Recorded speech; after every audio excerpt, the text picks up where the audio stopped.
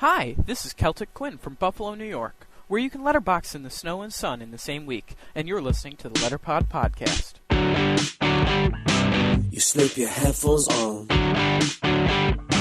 I'll be your radio, and if you turn me on, how would you ever know? Welcome to Letterpod episode number 5. Celtic Quinn teaches us how to safely pick up a hitchhiker. I love poring over other letterboxers' logbooks, seeing stamps from boxes I've never gotten before, and with ones from out of state, possibly never will. So I suppose it comes as no surprise that one of my favorite kinds of letterboxers are hitchhikers. There's a lot of you out there who don't know what hitchhikers are, and probably even more who don't know what to do with them. So, if you fall into either of these categories, listen up. A hitchhiker is a traveling letterbox. Traditionally, a hitchhiker contains everything a letterbox normally does, a stamp and a logbook. Pack those up in a plastic baggie, and you're ready to go. However, what do you do with a hitchhiker once you've created it? Or, if you've discovered one on the trails, what do you do with this strange extra box you've found?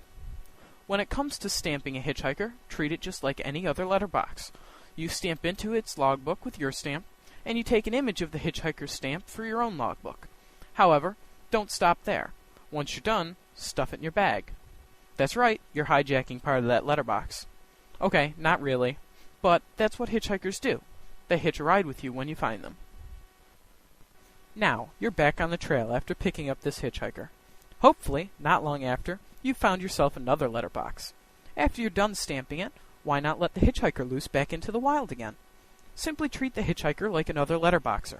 Stamp its stamp into the traditional letterbox's logbook, and then put the box's stamp into the hitchhiker's logbook. Date it, and then make note of what box you've placed it in. Now, stick it in the box, snap on the lid, making sure the lid's on tight, and head off on your own way again. That's it. You've mastered the art of hitchhikers. So, now that that's done, why don't we discuss a few other things related to hitchhikers? Many people wonder how to count hitchhikers in their PFX counts. Like always, how you count is up to you. The general consensus, however, is that hitchhikers do not officially go towards your PFX count. Instead, you can keep a side count of them, like many boxers do, including myself. How do you get a hitchhiker? Well, sadly, most people have to wait. Hitchhikers are random, traveling from box to box on the whims of the boxers that they ride with. But, given the number of them out there, you're sure to run into at least one of them. In addition, if you're into postal letterboxing, many hitchhikers occasionally take a ride through the postal system before hopping out into a traditional box. Many postal hitchhikers are postal hitchhikers only. However, let's say you're really determined. Well, you might want to seek out a hitchhiker hostel, sometimes called an H3. A hostel is a traditional letterbox, meaning you'll have to look for it yourself with the clues online, but it has a special quality.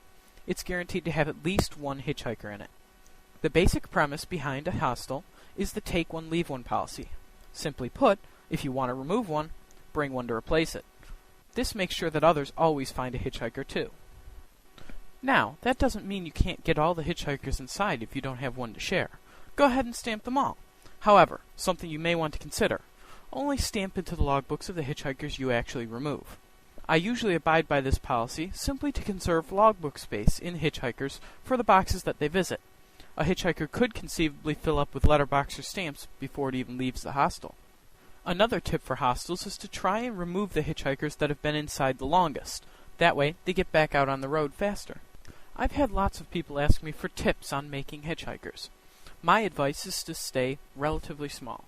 No, not microscopic, though those can be useful for urban letterboxing areas. But remember that a hitchhiker has to be placed inside another letterbox, and the smaller your hitchhiker is, the more letterboxes it will fit in. And an important thing to include in your hitchhiker's logbook, your contact information.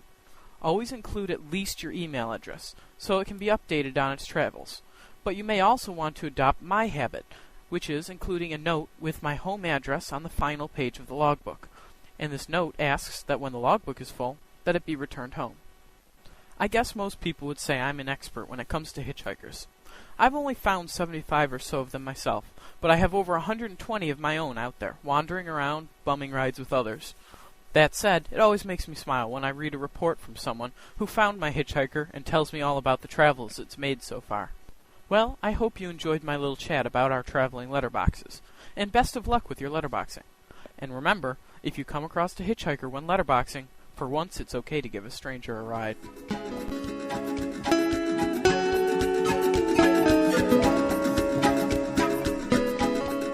At the beginning of this podcast, you heard Headphones by Fluid, which is available at magnatune.com.